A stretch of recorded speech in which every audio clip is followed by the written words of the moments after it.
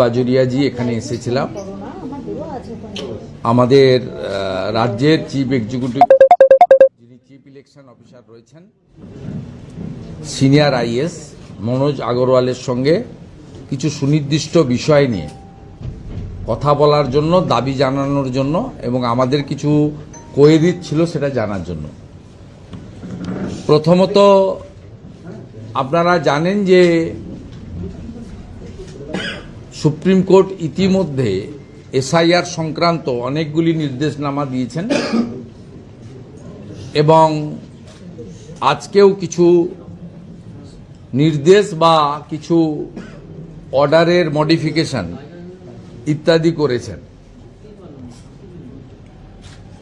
সেক্ষেত্রে আমরা এই সুপ্রিম কোর্টের পার্টটাতে এখানে যেতে চাই না। এ সম্পর্কে কোনো প্রশ্ন আপনাদের থাকলে আমরা নিশ্চয়ই উত্তর দেব যে আমরা কি চোখে সুপ্রিম কোর্টের আজকের যে কয়েকটি সিদ্ধান্ত নিয়ে ভাবছি বা দেখছি। আমরা সাধারণভাবে যেটা বলতে এখানে এসেছি, আমরা নদিয়া জেলার একটি অডিও জমা দিয়েছি, যে অডিওতে যেদিন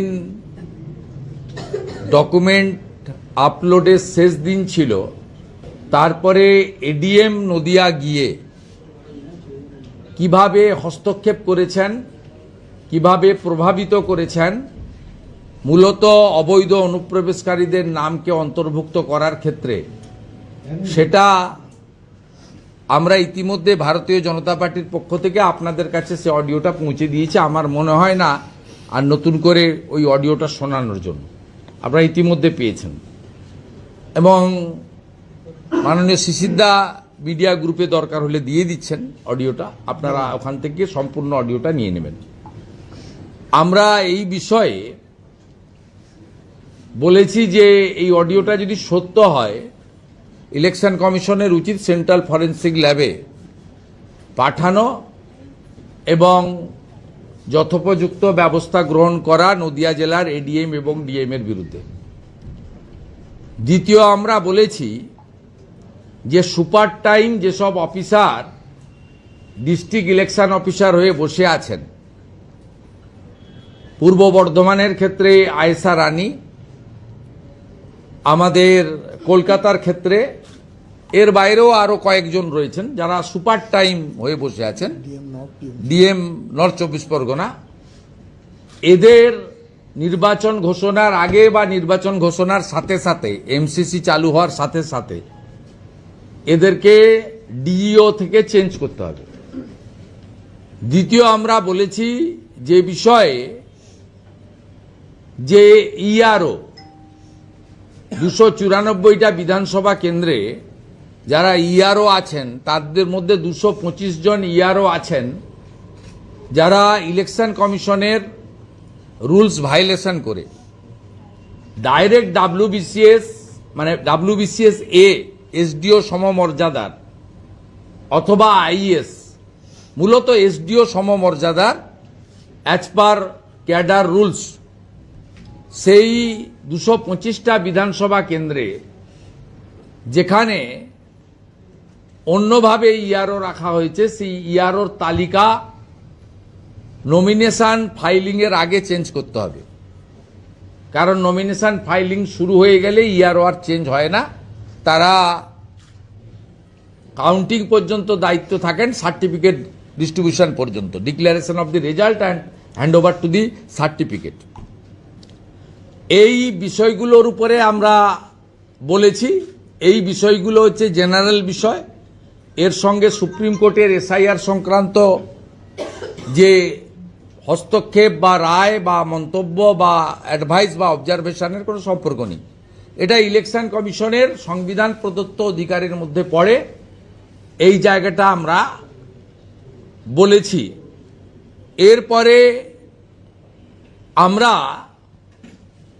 আরেকটা বিষয় তুলে ধরেছি, যদিও সিও সেখানে অথরিটি ছিলেন না বা ইলেকশন কমিশন, কিন্তু গতকাল মাননীয় কলকাতা হাইকোর্টের প্রধান বিচারপতির অফিসে যে মিটিংটা হয়েছিল, সেখানে একজন রিটায়ার্ড এমপ্লয়ি যিনি কন্ট্রাকচুয়াল জব করছেন মুখ্যমন্ত্রীর অ্যাডভাইসার হিসেবে x chief secretary Manoj Pant যান কি করে।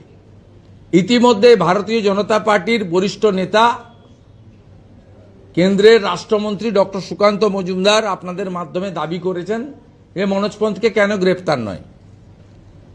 আমি ওই বিষয়ে আমরা সিওকে বলেছি যে আপনি সিইসি কে ইনফর্ম করুন, যেখানে চিফ সেক্রেটারি ছিলেন সেখানে মনোজ পন্থ কে হরিদাস পাল তিনি কেন গতকাল কলকাতা হাইকোর্টের এই মিটিংয়ে ঢুকেছেন বা হস্তক্ষেপ করেছেন। এই বিষয়ে আমরা যথেষ্ট উদ্বেগ প্রকাশ করেছি, কারণ সুপ্রিম কোর্ট কাদের কাদের নিয়ে honourable chief justice Kolkata high court সমগ্র প্রক্রিয়াটি স্টেট লেভেলে করবেন তার গাইডলাইন সুপ্রিম কোর্ট দিয়ে দিয়েছিলেন। সেখানে কিন্তু কোনো রিটায়ার্ড লোক বা এইরকম কন্ট্রাকচুয়াল রাজ্য সরকারের অ্যাডভাইসার কাম এমপ্লয়ি থাকতে পারেন না, কারণ আজকে মনোজ পন্থের কোনো লোকাস স্ট্যান্ডি সে অর্থে সরকারের নেই। এইটা আমরা গুরুতর অভিযোগের মধ্যে এইটা এনেছি। এর বিরুদ্ধে ব্যবস্থা যদি গ্রহণ না করেন আমরাও সিইসির দৃষ্টি আকর্ষণ করব এবং প্রয়োজন হলে আমরা এটা নিয়েও উচ্চতর আদালতে দৃষ্টি আকর্ষণ করব। আমরা অ্যাকশনের অপেক্ষায় আছি। সিও এখানে অ্যাকশন নিতে পারবেন না, কিন্তু থ্রু সিইসি এইটা পয়েন্ট আউট করার দরকার রয়েছে। যারা জুডিশিয়ারির পক্ষ থেকে বা হায়ার জুডিশিয়ারির পক্ষ থেকে ইলেকশন কমিশনের সঙ্গে যারা দায়িত্বপ্রাপ্ত, যাদের দায়িত্ব দিয়েছে সুপ্রিম কোর্ট, তাদেরকে এই বিষয়ে ব্যবস্থা গ্রহণ এবং যত্নবান হওয়ার জন্য আমরা অনুরোধ করেছি। আজকে আদালতে এত বোমাতঙ্ক, আজকে হুমকি ইমেল, সেখানে আপনারা কি বাংলাদেশি অবৈধ মুসলিম অনুপ্রবেশকারীদের নাম ঝাড়াই বাছাই করার দায়িত্ব জুডিশিয়াল অফিসারদের দেওয়ার পরে তাদেরকে প্রথম চেষ্টা করা হয়, আমি যেটা গতকাল রায়দিঘি থেকে প্রকাশ করেছিলাম, লিয়াজো অফিসার নিয়োগ করার মাধ্যমে। লিয়াজো অফিসার তো নিয়োগ করার কোনো প্রভিশন নেই। সেক্ষেত্রে দ্বিতীয় পন্থা নিয়েছে জামাতিরা।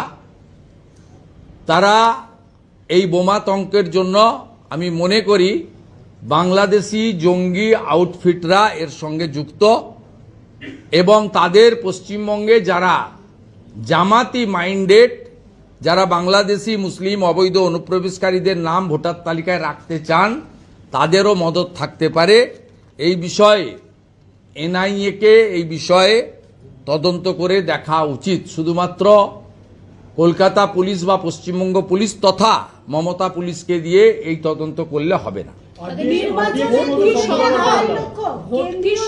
কেন্দ্রীয় বাহিনী আসতে চলেছে, পুলিশ যদি নিরপেক্ষ না হয় তাহলে কি কোন রকম ভাবে পুলিশ কোনোভাবেই নিরপেক্ষ নয়। পুলিশ যা যা প্রত্যেক দিন করছে তার খণ্ডচিত্র, উচ্চ মাধ্যমিক পরীক্ষা চলছে, গোটা রাজ্যে 163 ধারা আছে। এর আগের দিনও অসভ্যতামি দেখেছেন, আজকেও 12-14 জন 15 জনকে লোক নিয়ে সিও অফিসের সামনে আমরা মাত্র 2টি প্রাণী এখানে এসেছিলাম, তার মধ্যে একজন এলওপি, একজন সিনিয়র পলিটিশিয়ান। আমাদের সঙ্গে সামনে যেটা করেছে আপনারা দেখেছেন। এটা তো পুলিশ দাঁড়িয়ে দাঁড়িয়ে এদেরকে এনকারেজ করছে, এদেরকে মাইক ব্যবহার করতে দিচ্ছে, এদের জমায়েত করতে দিচ্ছে।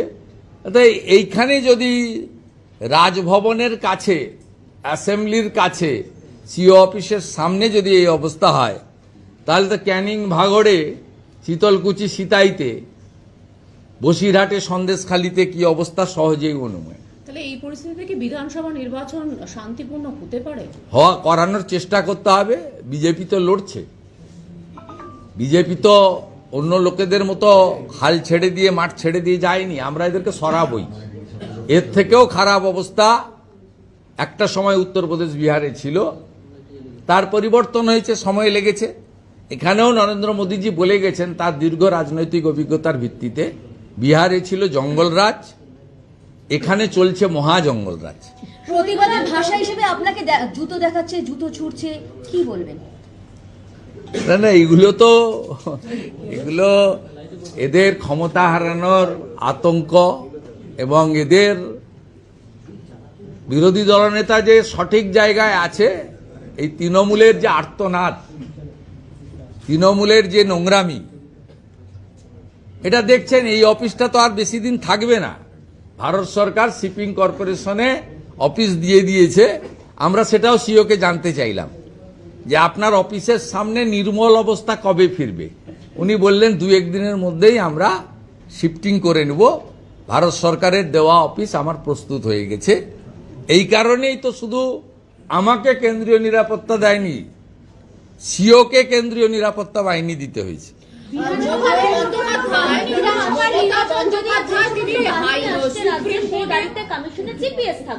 আপনার কি মনে হয় এইভাবে বাহিনীকে দিয়ে সুষ্ঠু ভোট করানো না, এক্ষুনি বলা যাবে না। জিপিএস থাকলে কি আছে, গাড়িটা কোথায় আছে। আপনাকে বলি, কোনো প্লেস অফ অকারেন্স যেখানে ঘটবে সেখানে যাওয়ার 3টে রাস্তা আছে। 5 মিনিটে যাওয়া যায়, 30 মিনিটে যাওয়া যায়, 90 মিনিটে যাওয়া যায়। ড্রাইভার যদি সিএপিএফ এর হাতে না থাকে, অফিসার যদি সিএপিএফ এর না থাকে, তাহলে যেখানে ঘটনা ঘটবে ওই 90 মিনিট ঘুরপথে যাওয়ার জায়গায় নিয়ে যাবে। তাতে জিপিএস এর সঙ্গে সম্পর্ক কি? বলছি মুখ্যমন্ত্রী জিপিএস এ কিছু হবে না। গাড়ির ড্রাইভারটা নিরপেক্ষ হতে হবে। আর ওই বাহিনীর যে লিড করবেন, সেই গাড়িতে কোনো এসআই বা এএসআই কে তোলা যাবে না মমতা পুলিশের, তাহলেই সবকিছু ঠিকঠাক হবে। কিন্তু এবারে ছাড়ার কোনো সিন নেই। আমরা এইসব কারোর উপর নির্ভর করে করব না। এই নির্বাচন রাষ্ট্রবাদী সনাতন সংস্কৃতিতে বিশ্বাস করা বাঙালি হিন্দুদের এবং আদিবাসীদের কার্যত শেষ নির্বাচন। আমরা নিজেরাও এবার লড়ে আমরা যা করার করব এবং যা হওয়ার হবে। কোনো জায়গায় 1 ইঞ্চি ফাঁক ফোকর রাখা হবে না। বিধানসভা নির্বাচন যদি 1, 2 বা 3 পর্বে হয়, তাহলে কি সেটা বিজেপির পক্ষে অ্যাডভান্টেজ হতে পারে? যদি বলছেন কেন, আগে নির্ঘণ্ট প্রকাশক মন্তব্য করব। মুখ্যমন্ত্রী সুপ্রিম কোর্টে নিজে চলে গেলেন, মুখ্যমন্ত্রী নিজে সুপ্রিম কোর্টে চলে গেলেন, তারপর এসআইআর নিয়ে একাধিকভাবে বিভিন্ন দাবি প্রকাশ করছেন।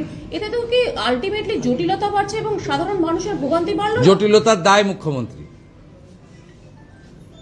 আজকে বিতর্কিত বা সন্দেহজনক ভোটারদের বাদ দিয়ে চূড়ান্ত ভোটার তালিকা 28 তারিখ বেরোবে। এই চূড়ান্ত ভোটার তালিকা হয়তো আরো 5 দিন সময় দিয়ে ইলেকশন কমিশনই বের করত, সব নিষ্পত্তি করে। যাদের নাম 28 তারিখের তালিকায় থাকবে না, তার জন্য দায়ী মমতা ব্যানার্জি। কান খুলে শুনে রাখুন, কারণ এটাই চূড়ান্ত ভোটার তালিকা। সাপ্লিমেন্টারি তালিকা তখনই চূড়ান্ত হবে যখন আরপি অ্যাক্ট অনুযায়ী তথ্য কাগজপত্র বিতর্কিত বা সন্দেহজনক ভোটাররা স্যাটিসফাইড করতে পারবে। এখানে কোনো ব্যক্তির হাতে, তিনি জুডিশিয়াল থেকেই আসুন আর যেখান থেকে ইলেকশন কমিশনের হোক আর যারই হোক, এখানে পেপার তথ্য কথা বলবে। এবং এতে আজকে তৃণমূল কংগ্রেস পরপর 2টো রায়তেই সুপ্রিম কোর্টের, এবং তৃণমূল কংগ্রেস খুব সন্তোষ প্রকাশ করেছে। আজকেও তৃণমূল কংগ্রেসের প্রেস নোটে সন্তোষ প্রকাশ করেছে।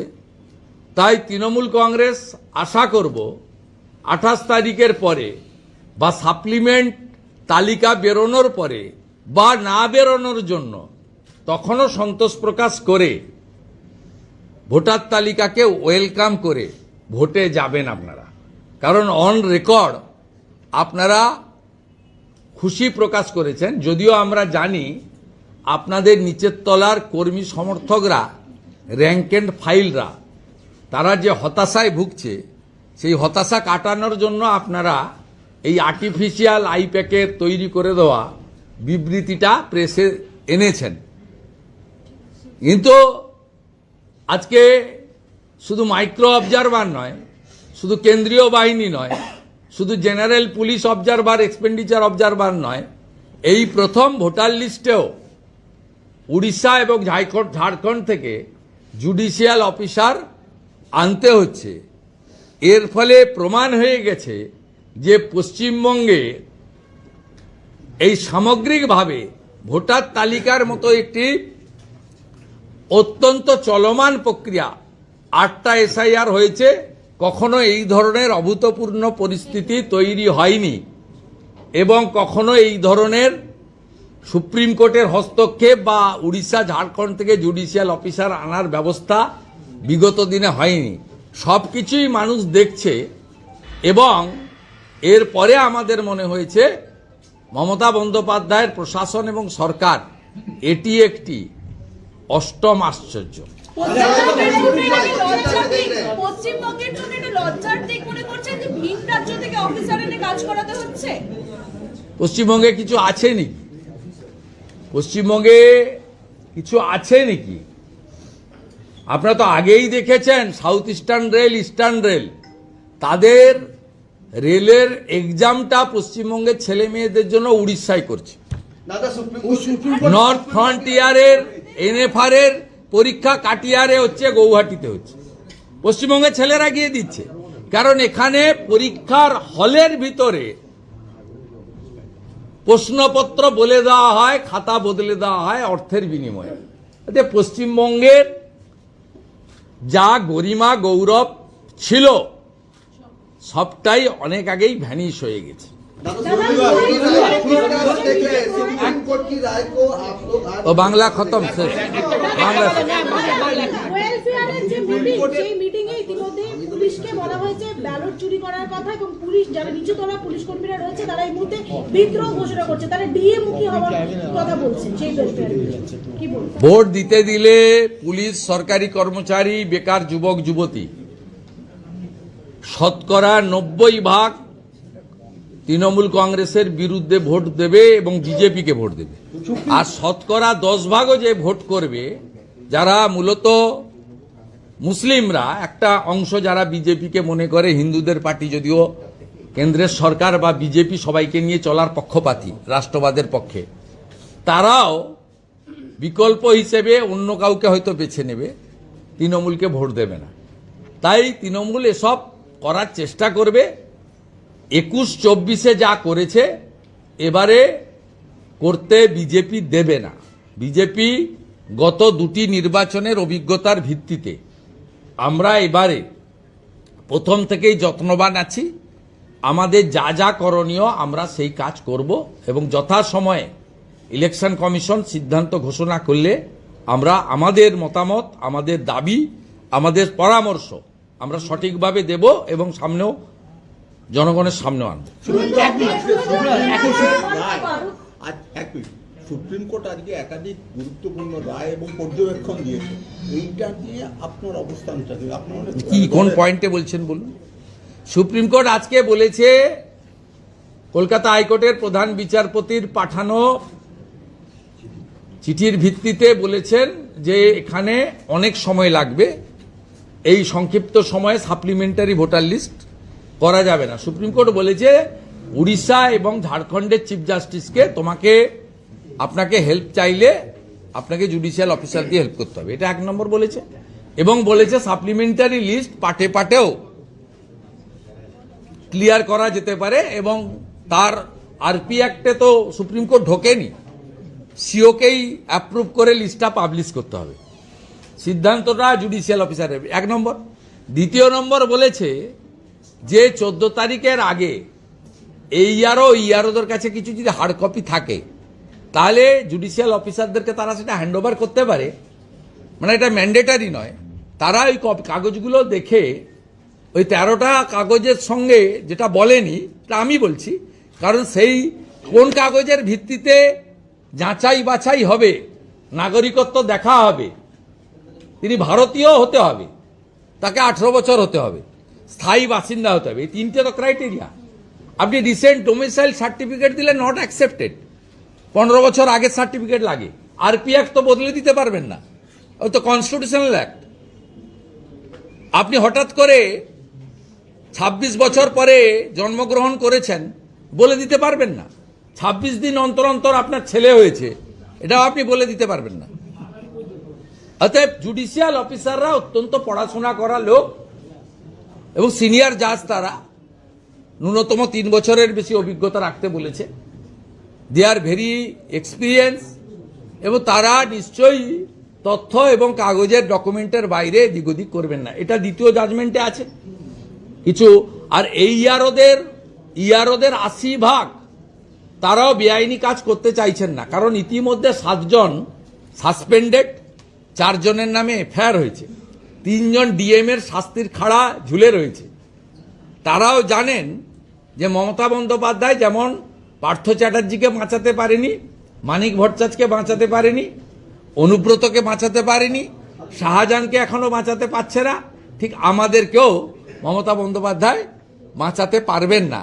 তাই তারাও, আমার বিশ্বাস, ভুল তথ্য, ফরজারি ডকুমেন্ট এগুলো জুডিশিয়াল অফিসারদেরকে হ্যান্ডওভার করবেন না। ওই অরবিন্দ মিনাদের মতো পায়দাস ডিএমদের কথায় এবং নন্দিনী চক্রবর্তীদের মতো স্তাবক চিফ সেক্রেটারিদের ধমকে মমতা ব্যানার্জির কনস্পিরেসিতে এই ফাঁদে তারা পা দেবেন না, এটুকু আমি মনে করি। এটা দ্বিতীয় জাজমেন্টের দ্বিতীয় দিক আছে। আর বাকি তো যা ছিল আগে তাই আছে। 28 তারিখে ফাইনাল ভোটার লিস্ট বেরোবে, তার পরে পরে সাপ্লিমেন্ট লিস্ট পার্ট করে বেরোবে।